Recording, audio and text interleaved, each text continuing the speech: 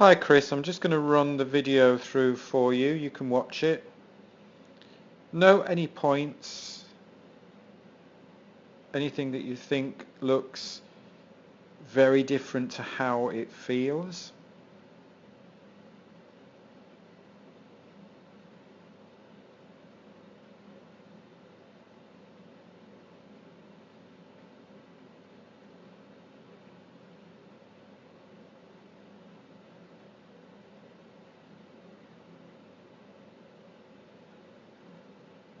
And then I'm just going to slow down some points. I'm going to run it right to the end just to highlight what I think the workshop highlighted, and also the video highlights on what we need to work on, the main thing you need to work on. So you see here we're landing in the one-legged posture stance, so I'm stopping the video there just as the knees are crossing, so as that right leg is swinging through. And what you see here is that knee dropping in, so we're losing that alignment here, so we're dropping in and then dropping down. So that's putting pressure or a little bit of extra stress and strain on the knee joints, and most probably here on the hip joint. What is nice is that your upper body is pretty stable, so you're not dropping too much side to side with the shoulders or the hips. They're staying pretty horizontal to the ground, but it is that knee that you can see dropping in there on the left leg, and we'll see it also on the right leg as well. So it's just working on all of those one-legged posture stances and trying to stabilize and just strengthen the muscles around the knee joint, just to help that alignment there.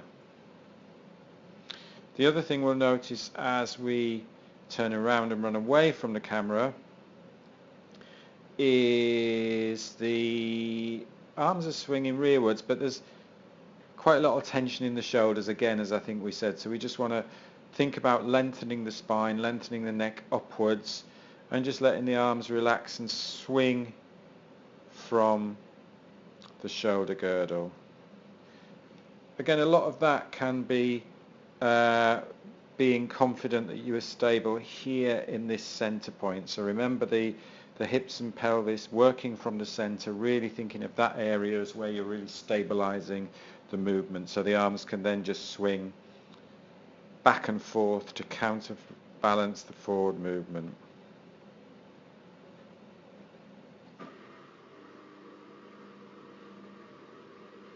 Yeah, I'm just watching as you run away from the video. So the heels are floating up, so there's not an awful lot of flicking, which is good. So we're getting some sort of alignment as you're running with it, the legs, but it's just that dropping in at the knee. So we'll go back to the beginning and watch as you land now. Let's just check where you're landing the foot. So this is our initial point of contact with the ground. And you are reaching out a little bit, and you are flexing the toes a little bit, so you are landing more on the heel.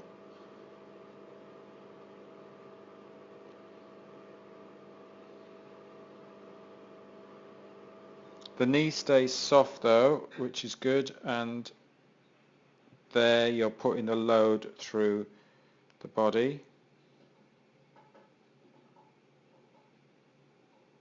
So we watch now a little bit more side on. So there's the first point of contact with the ground. Oh, let's go back a bit, sorry. So again, it is heel. That's where we sort of put the foot, load the body. So at this point here, this is where you want to all the time be visualizing, imagining that center of gravity there. I'll just draw it in a different color because I can't really see that with your pink t-shirt on. So we'll have a green, roughly the center of gravity there. Again, bearing in mind that this is video observation, so we're in three-dimensional running, but I'm only showing you two-dimensional video, so this isn't exact. So this is the point you want to think about moving forwards. So this is where we're leading from. This is leading you forwards. As the knee swings through, so I'm watching the right knee now, the knee, excuse me, the right knee is swinging through. You want to think about this leading the ankle, so I'm not thinking about lifting the knee, but the knee's leading the ankle. Nice straight leg as you come off that back leg, so you want to think about this back leg as being nice and extended behind, so you're moving that center point, moving that center of gravity forward all the time.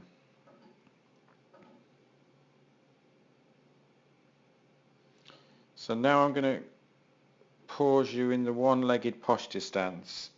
So this is just as both knees cross, just about as both knees cross.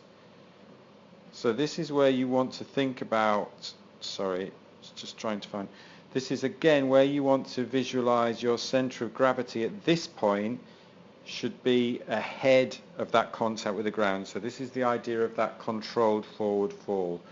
So you would have your column, but it's moving forwards, and that's quite nice there. You can see the column is slightly angled and you're moving forwards. So that, if you like, is the lean, that center of gravity at that point just falling forward. So that means you're engaging gravity to help keep that forward momentum going,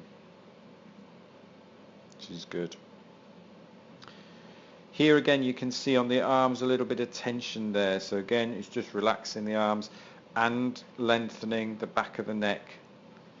So here thinking of that nice long spine lifting and lengthening up and forwards.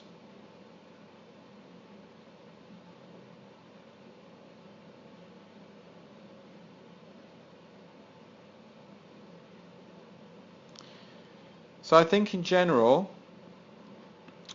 it's just all about, as we said in the workshop, is really focusing on just moving, leading from that center point and letting the arms and legs follow. So just relaxing and releasing the arms and the hips a little bit more, but just to be really aware of working on that alignment of the lower legs.